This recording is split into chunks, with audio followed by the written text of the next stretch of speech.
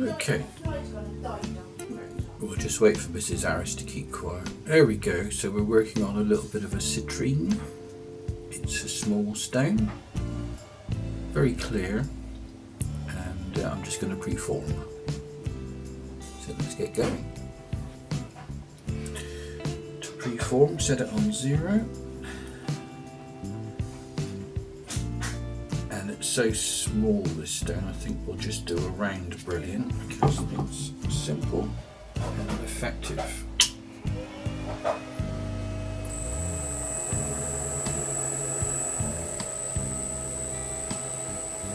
So to preform, we're just going to round the stone.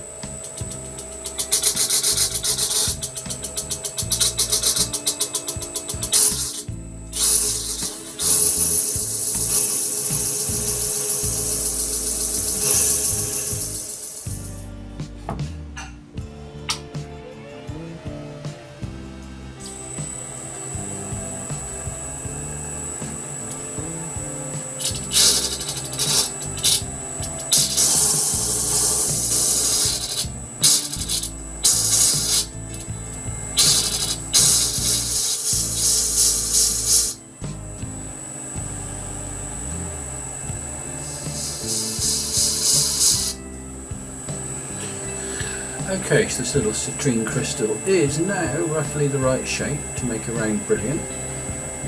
This angle here is 42.10, which is the first angle of the first facet. This will enable us to just lightly start the cutting of the facets, and it's the perfect shape now.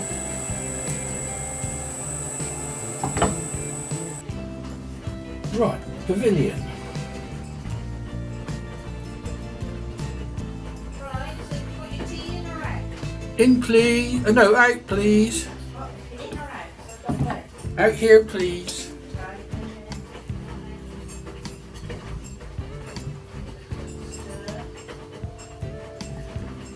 Stir.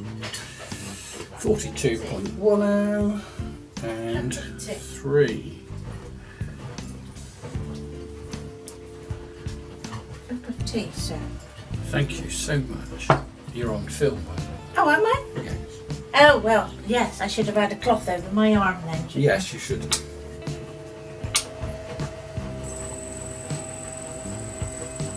So we're going to leave it to us at a certain point. Just start cutting.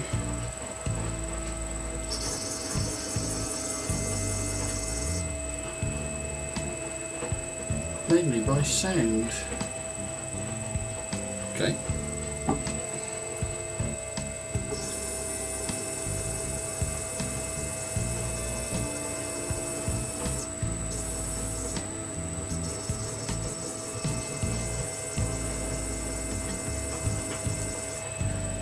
Three, 9.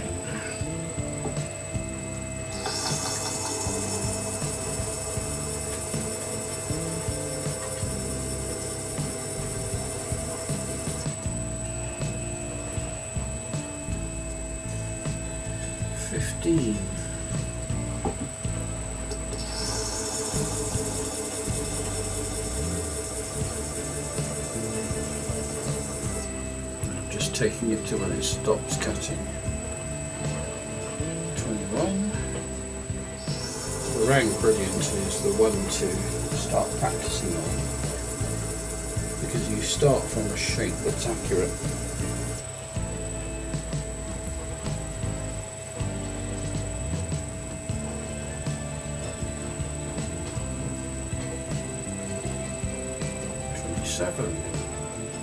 And so on.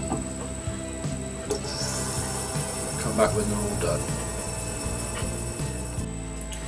So that literally took 5 minutes of just dapping it down because it's a small stone, waiting for it and listening for it to stop cutting, even counting to 4 or whatever, and they've all come out nice and evenly.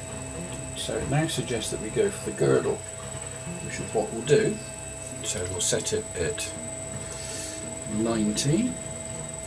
Now this you've got to pay a little bit more attention to, because you are initially cutting to meet 2 points, and we'll start at 3. 96, 1, 2, 3.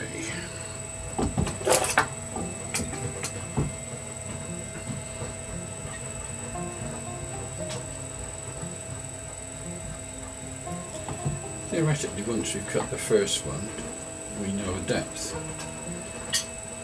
But we're getting to the stage where we want to look, listen and feel.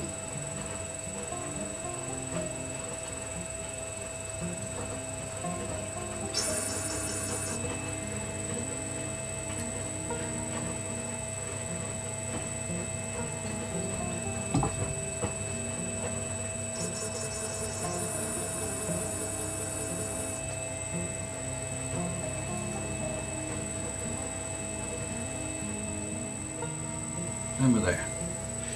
So that depth is now set. We can't trust it 100%, but we know that we can dap it down on the next one, which is 9 on the index wheel.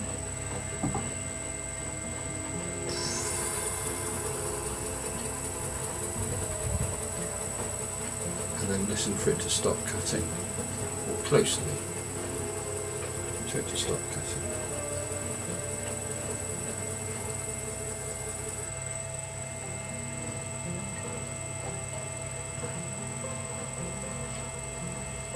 Perfect. Next one, 15. And that's as you get used to the machine and what you're listening for, it gets quicker and easier. I like it.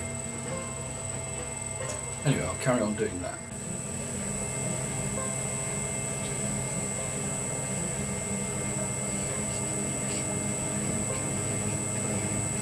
Sorry about the washing machine in the background, but life goes on. So what we're doing is making some adjustments to the girdle here because the stone wasn't quite 100% round, so we've had to cut the girdle a little bit deeper because there was a small chip on one of the edges. This is where you've got to use a 10 times loop, because on such a small stone you need to see where the loop points come together. Without one of these, you're not going to do a very good stone.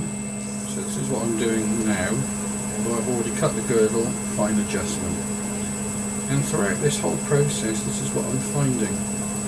You do it, and you look, and you think, oh no, that's not quite right. And out on one facet could mean you've got to adjust all of them.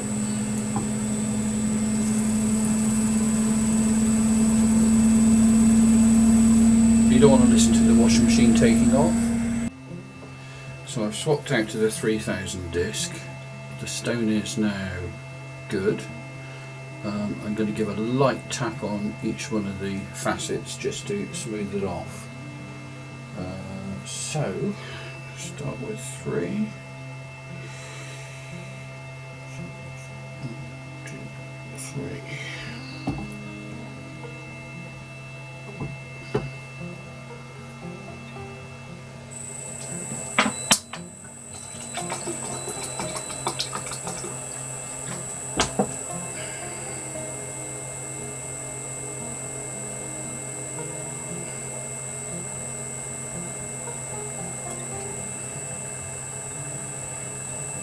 Ease that off a bit. Okay, so we're just basically doing a final smooth off here. The reason I'm not looking at these is because I'm not actually doing much cutting at all, just smoothing. Look at it when we're there. Laying the stone roughly the same amount of time. So here we are on the citrine, and I've got to find my glasses again. We're starting with the crown, we're starting with the 500 disc. It's a very small stone, so let's see how we do. I'm using super glue and a little bit of wax. I don't know how good super glue is on this sort of thing, but we'll find out, won't we?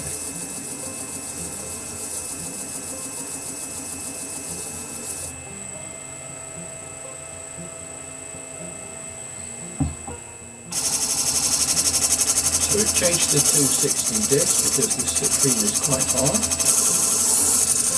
and we're on the second facet, which should go a lot quicker because we lost a lot of meat.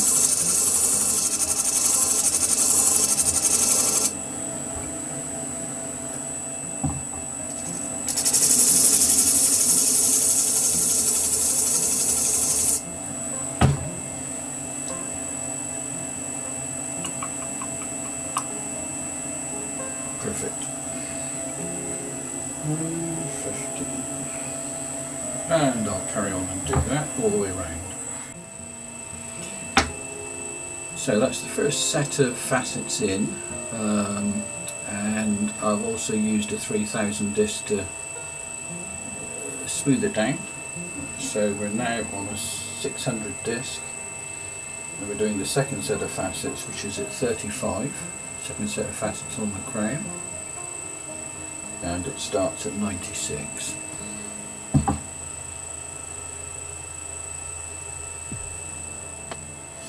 Be so careful when you get on these small stones,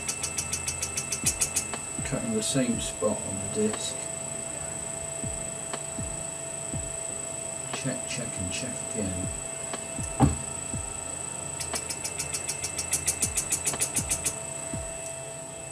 Yes, my love. It's alright, you can come in. Mrs. Harris very camera shy.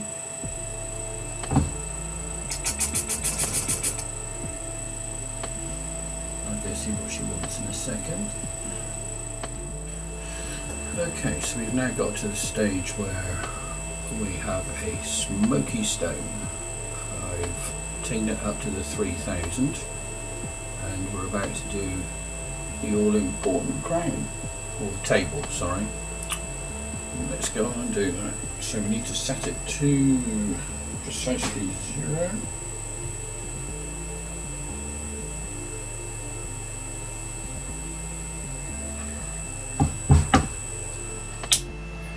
I think we used the 500 stone, the 500 disc.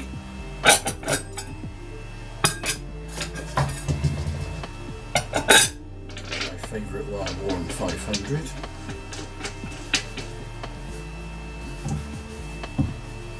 Take it up. And let's bring it down.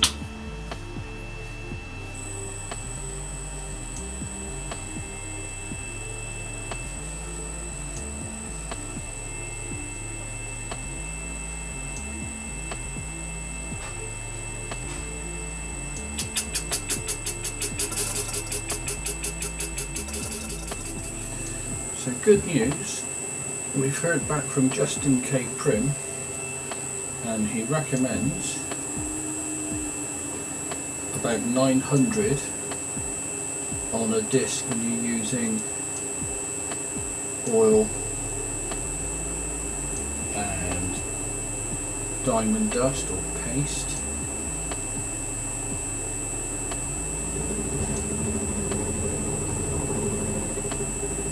Let's try it.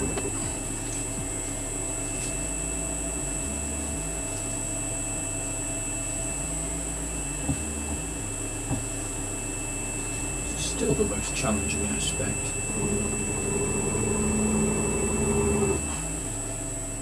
I haven't found perfection yet, I've got to say.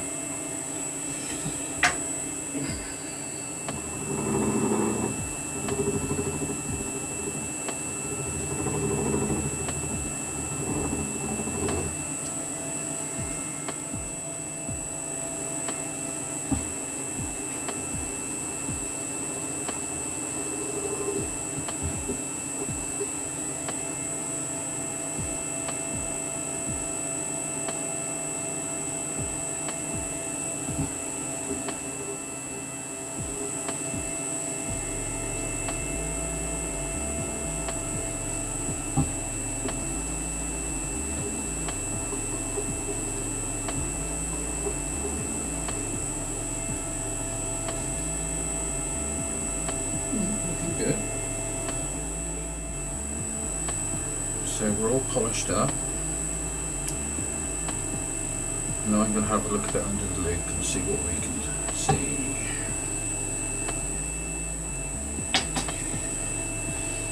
I don't know.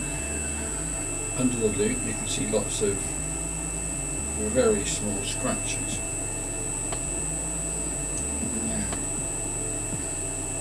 All practice needed. But with the naked eye, it's a good looking stone.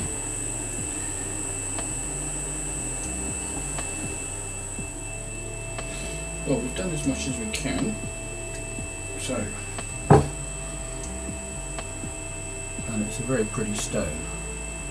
But if anybody can answer the conundrum of getting a beautifully shiny